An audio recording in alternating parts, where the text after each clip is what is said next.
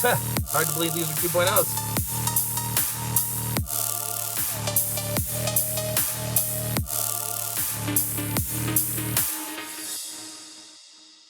Sometimes you can read the marketing materials on a set of shocks and get a good idea about how they're going to feel. And while the copy on the Radflo 500R Sport 2.0 coilovers and shocks for Jeff's 6th generation 4Runner you see behind me, totally read OEM plus, but even that couldn't prepare us for how successful they were at doing a much better job than stock, where the stock stuff did well, and knocking it out of the park where the stock stuff definitely fell short. I really think these are going to be a set of shocks a lot of you guys are going to be big fans of, so make sure you stay tuned. By the way, I'm Sean Bowman. This is the Shock Surplus Shop, so let's talk some shocks. For those of you who are new here to the Shock Surplus party, we like to test every suspension system we carry on our own vehicles so we can provide real-world feedback to help you guys figure out the right option for you.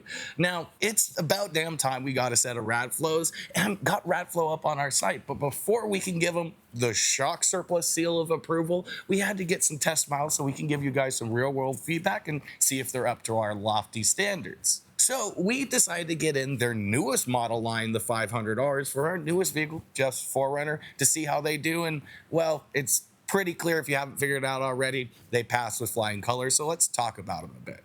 Now, if you're looking for all the nitty-gritty details about all the important features about these shocks, make sure to slide over to our channel and check out our 2 previous videos where we not only unbox them, talk about all the facts and features, but we also show you how to install these shocks on your 4Runner and even give you an idea of how much travel you gain and tire clearance. And while you're there, make sure you hit like, subscribe, and the bell icon so you're notified of all the fun stuff we're getting into, because this 4Runner testing is just starting, and I'm sure we got a lot more Radflo coming in the future as well.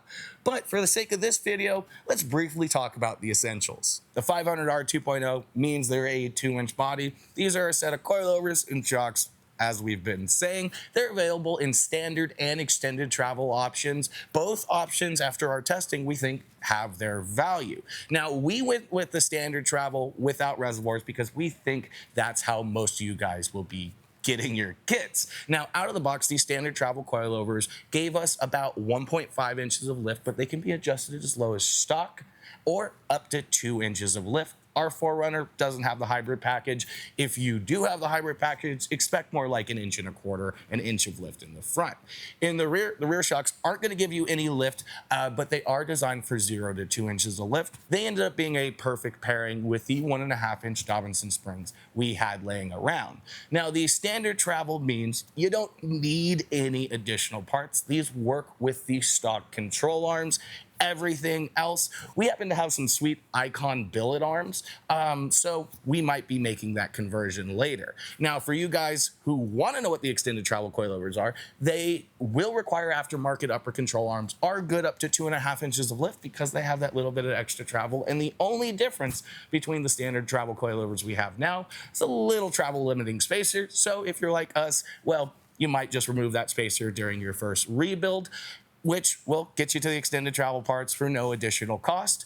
And, well, I think that's a worthwhile upgrade. The rear shocks are the 0 to 2 inch, which means they work with stock springs. If we wanted to keep it at stock height, we could. They actually came out with about the same amount of travel as stock, but because these 4Runners sit so low in their travel, it was actually beneficial for them to be extended further. That said, the extended travel parts are good for 2 inches of lift. But probably the most important feature of these shocks are their secondary piston that creates a hydraulic top-out zone, similar to the Fox 2.5 hydraulic top-out zones. That gives you that little bit of progressive support at the end of the stroke to reduce harsh top-outs. And it honestly works so well and so seamless, we forgot it was there, and we certainly didn't notice it top out at all, despite only gaining about 1 inch of travel in the front. If we're being honest, I think that's one of the biggest factors to why we had such a good time on these shocks. But let's get done blabbing. I'm going to show you the good stuff because I think you'll be even surprised with how well they perform for just being a little 2-inch body. All right, guys, so we're up at our first obstacle with these Radflo 500R Sport 2.0 coilovers and shocks and just 4Runner. I've already done a pass that feels really, really, really good. So we're going to roll up it.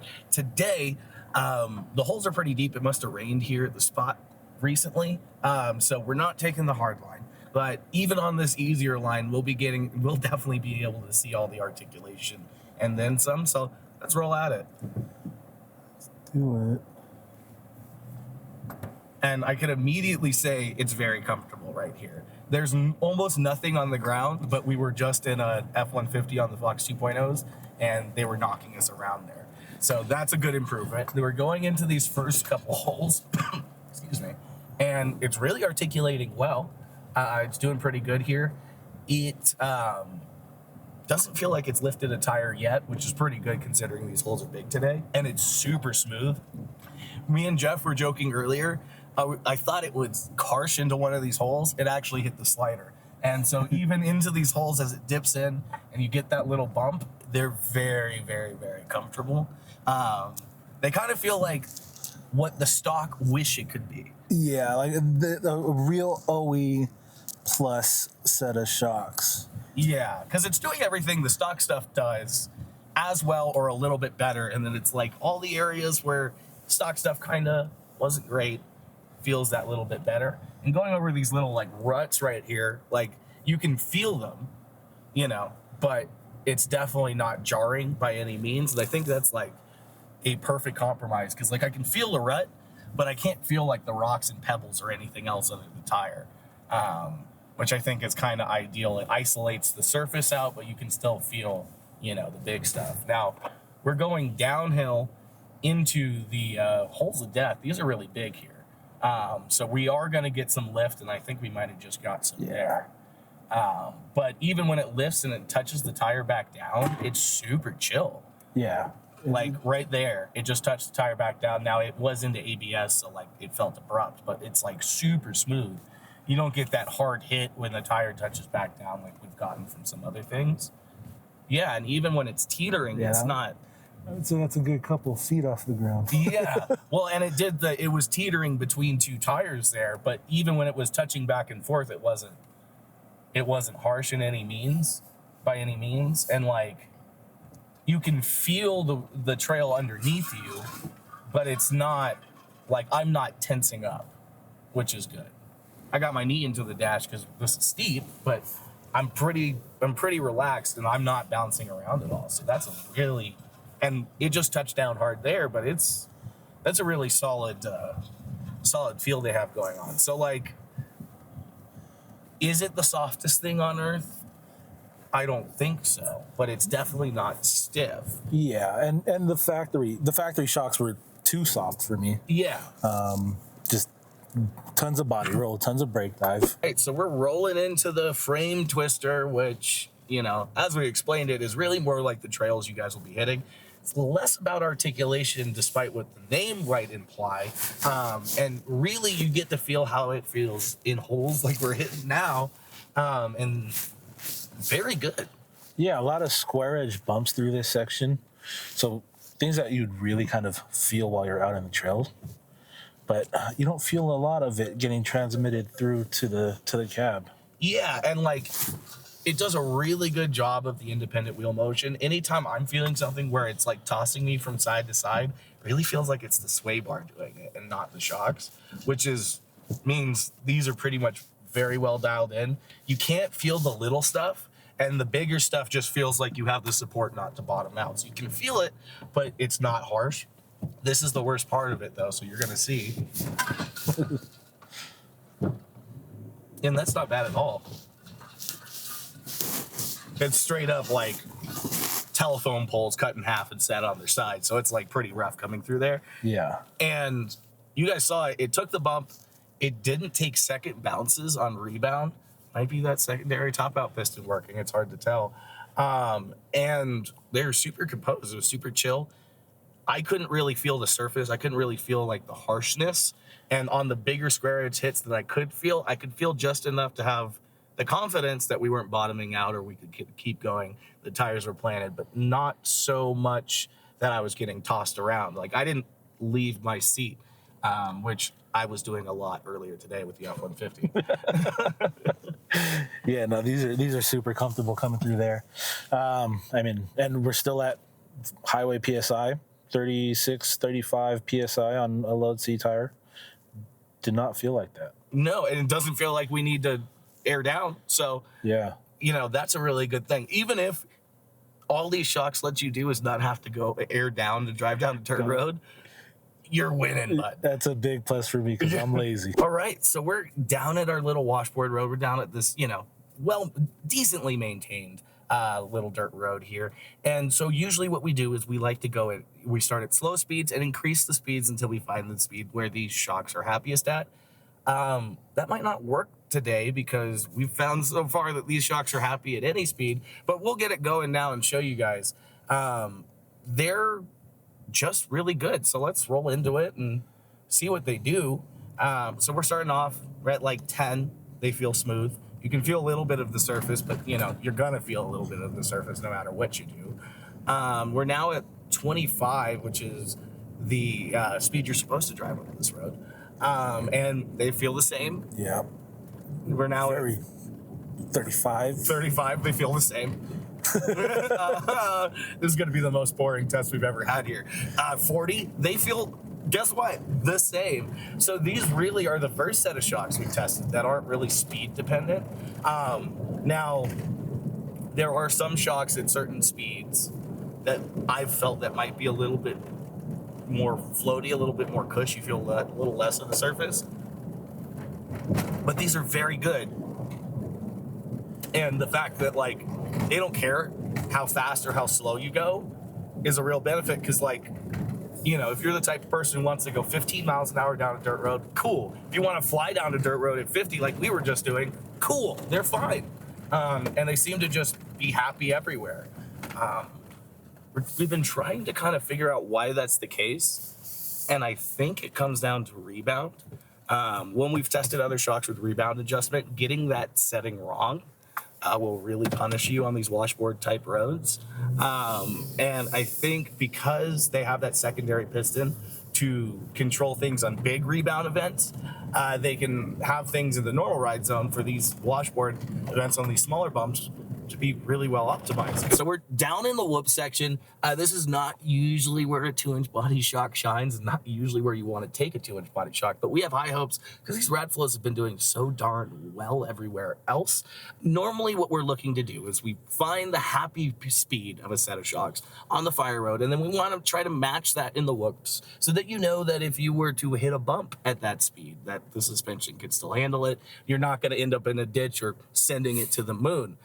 These whoops are probably no more than 8 inches deep or tall, so they're not big. They're about 5 feet apart from cornice to cornice, so it's like a really good spacing and size for a vehicle like this. So we're going to give it a shot and see what we can get away with, which I think is probably going to be a lot for what these shocks actually are. So let's roll into it. All right, so I'm going to keep an eye on the speedometer. We are currently at 15 and 20. Oh, 25? Yeah. Sorry to disappoint, but these are doing pretty good. Oh, that's pretty big. All right, so we hit 26. That was a little bit too much, but that section, we hit the big section. So that's probably going to be a little much for a 2.0. But the way they hit that section, like, we definitely bottomed out. We definitely bucked into the air. But the second they got back on the ground, they got back under control. It was no big deal. We're going to run it back the opposite direction. The whoops are a little sharper going this way. They're not even on both sides. They're a little more round in the direction we're going previously, and now, we got the sharper peaks. So we might see a little bit more action, but,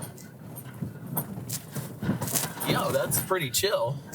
I mean, obviously, we found their limit right there, but it wasn't a big deal by any means. They bottom out, but it's not harsh. No. And those were pretty big. Yeah, and they also aren't getting like out of control on rebound and going into like that nasty bounce. Yeah. Maybe it's that secondary piston working again, but it works so seamlessly, it's hard to tell. I'm gonna go a little bit faster because I think if we get a little bit faster, we might it'll be better. Yeah. All right, 30. It is better. It is in fact better. 30. All right, so we touched 35. Yeah, so it does get better with speed. Honestly, 2.0 shouldn't be able to do that. No. I'm not going to say that's 2.5 territory by any means. We're far from it. But that's better than any 2.0 I've felt on just about anything. We're running it back again. we're starting with a little higher entry speed. Oh yeah, that's a little too much, but that opposite direction is just, it's just bigger going this way. Yeah. So, but still, 25 through that is not a big deal. And when they bottom out, it's not really harsh, and they don't get super bouncy after that either. And something to note is we've done like, what is that, 3 back-to-back passes now, and they feel the same. Yeah. So they're dissipating heat well. They're managing temperature really well. Now we're going back into it the other way, and yeah, they're ripping. This is actually, wow. Oh yeah. Wow. Okay, so that was 37 at the back end. Yeah, they're almost getting better with speed. They're able to skim over the tops better. Yeah, just going this way though, it is pretty rough. Yeah, it's brutal. But I mean, you know, these are a bolt-on set of shocks, so it's hard to, you know, expect them to be able to hit a wall of dirt at 30 miles an hour and then deal with it. So ultimately, yeah, these are really, really, really good. All right, so these Radflos have been handing out dubs like they're candy all day. So we know they're going to be good on this handling section. Obviously, like we said, we want to know that at the speeds these are happy at, can they still turn? Something jumps out in front of you, you got to be able to avoid it. And we want to know how they handle on the limit. Seems like Radflo can tune the heck out of a set of shocks. So I think limit handling is going to be pretty good. Jeff's already noticed a lot less body roll and brake dive on the road. So what we're just testing here is how they react when you push them just that little bit too far. So let's roll into this here chicane. It starts with like a soft left, but the real obstacle, so to speak, is the right and then the left that follows this left we're rolling around right now. Jeff's rolling in, he's about 30, 35, and so braking on entry, and it's rotating. Wow. So it really rotates well on braking. This is something kind of short wheelbase, but it didn't seem like you were jazz handing it too much. It didn't seem like it happened too fast. No, not at all. Yeah, so they seem to be really neutral. When you are on the brakes, you're loading the front tires more. So like we use that to steer the car in and mitigate understeer. What you don't want to happen is you trying to brake it into the corner and it plows straight, or it wants to swap ends, and it did neither of those things. You know, as it kind of ran out of grip, these are just a 33-inch tires, so it's not like we're hooked up on 40-inch stickies or anything like that. So they did start to break away. It was really neutral and gentle oversteer, which is what we like to see. Obviously, Radflo knows how to have a good time, so they tuned accordingly. What do you think, Jeff? I'm gonna try to go a little bit faster, brake a little bit harder, Okay. and see how that goes. Yeah, to see if we can introduce some understeer. So we're going in, we're on the brakes. He's definitely a little faster, and yeah, it's just rotating more. He's tucking right on that inside line. Seems like you could really just place it where you want it. Yeah, it was like you were just hovering that front tire on the edge of the road, that inside front tire on the inside of the road, and yeah, that was really good. So it seems like they might eventually, if you went too fast, ease into really gentle understeer. It felt like it might not be as willing to turn in there, but I want that. If I go too fast, I don't want the car to just turn around on me. I want it to kind of swing wide a little bit, and if I'm just patient and on the brakes, I want it to then start rotating, and that's definitely what it did.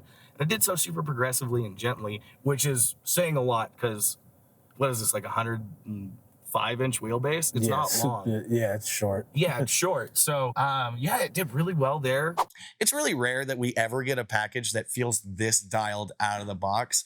9 times out of 10, there is at least some area where the shocks can be upset or they're generally unhappy, and that just flat out was not the case here.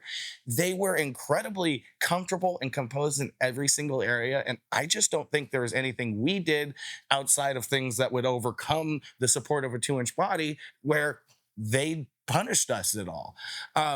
You know, I don't think you should be buying a 2-inch body to drive out in the desert like your BJ Baldwin, but they actually surprised us with how much support they provided and outperformed any 2-inch body shock we've tested on any other application. So I honestly think they're a really strong contender. More importantly, though, they were so comfortable and consistent in every situation we put them through. They almost bored us, which is probably the best compliment we can give any set of shocks. They just did their job, they just flat out worked.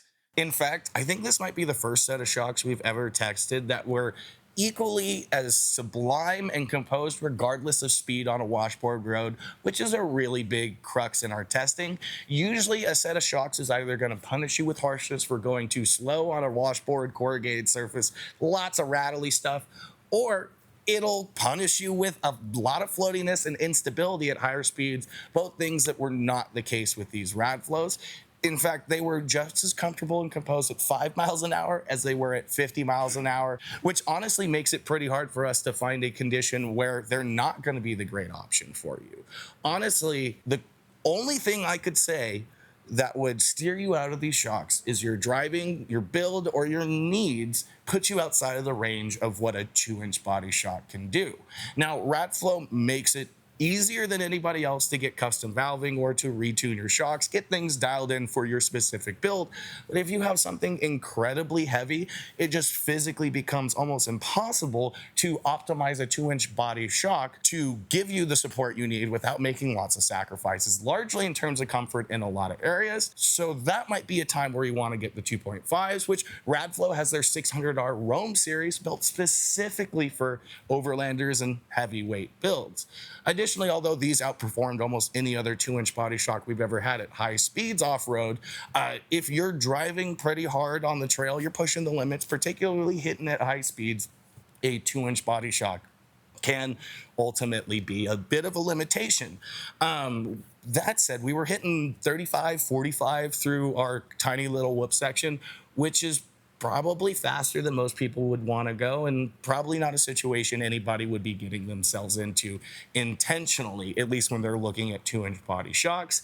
And last but not least, although we haven't tested it on this particular 4Runner, usually on lighter, we say that in quotes, lighter vehicles like these that don't have super stiff springs, running 35-inch or larger tires can cause some dribbling and overwhelm the suspension since, they don't have the spring force to keep that tire planted, and we can overcome that with more damping force. Ultimately, though, 2-inch body shocks usually are at their limit and will start to dribble with a 35-inch or larger tire, particularly in the front. So if you're gonna run a really big tire, which these 4Runners make it a lot easier than previous 4Runners make it to do, you probably are going to want to check out those 2.5s as well. Ultimately, though, we saw great improvements in ride and handling from going from the stock suspension on these 33s to these 2.0s, and I think even a 34-inch tire would not be a problem for them at all, which I think is probably the biggest tire most of you will be running. But those are both very conditional situations that steer you away from these shocks. You honestly have every other reason under the sun to want to get these. They're super comfortable, they're super composed, and they seem like they're going to last longer than most other serviceable shocks. So despite not being the cheapest thing on earth, I don't know that you could get something that feels that much better. As you can tell, we got along mighty fine with these 500Rs, and I really think it's going to be hard for any other entry or intermediate level setup or anything really close to this price point to dethrone them, at least for the average person. But we're just getting started on this 4Runner testing, and we're definitely going to be testing more Radflo stuff soon. So we'll leave it up to you guys in the comments. What do you want to see us test next on this here 4Runner? And while you're there, make sure you hit like, subscribe, and the bell icon so you can be notified of all the fun stuff we're getting into, because I think you guys are going to want to follow this 4Runner series.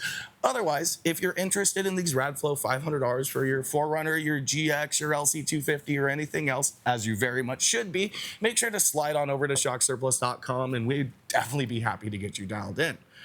Otherwise, we'll see you out on the trails.